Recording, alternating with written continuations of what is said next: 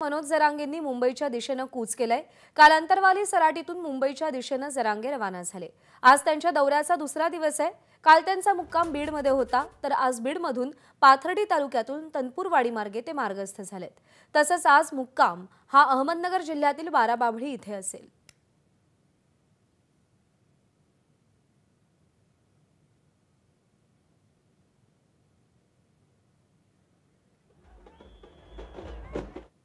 आणि मराठा आरक्षणासाठी लढा देणारे मनोज जरांगे यांची पदयात्रा ही अहमदनगर जिल्ह्यातून जाणार आहे। या पदयात्रेतील आंदोलकांसाठी जेवणाचीही सोय करण्यात आली आहे। पुरी आणि चटणीचे पॅकेट्स बनवली गेली असून मराठा आंदोलकांना पदयात्रेमध्ये चालता चालता हे जेवण घेता येईल।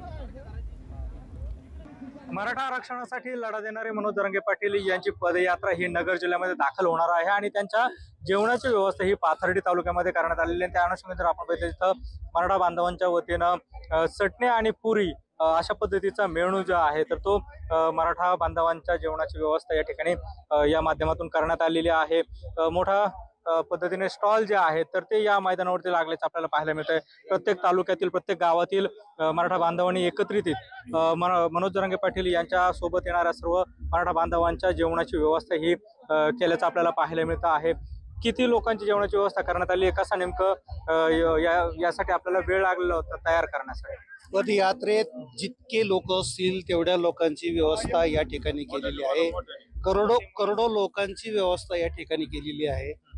जेवढे पदयात्रे असतील त्या सर्वांना पुरेल, सोबत बरोबर घेऊन जाता येईल इतकी अन्नदानाची सोय या ठिकाणी केलेली आहे। याच्यामध्ये एक वेगळाच मेनू आपल्याला दिसतो आहे।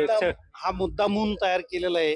जर एखाद्या पदयात्रींना सोबत घेऊन जायचं असेल कुठेही खाऊ शकता, टिकाऊ स्वरूपाचा ताजा केलेला आहे आणि म्हणून हा एक वेगळा आयटम आपण तयार केलेला आहे। पद्धतीनं जे आहेत इथं जेवणाची व्यवस्था जी आहे तर ती मराठा बांधवांच्या वतीनं करण्यात आलेली आहे।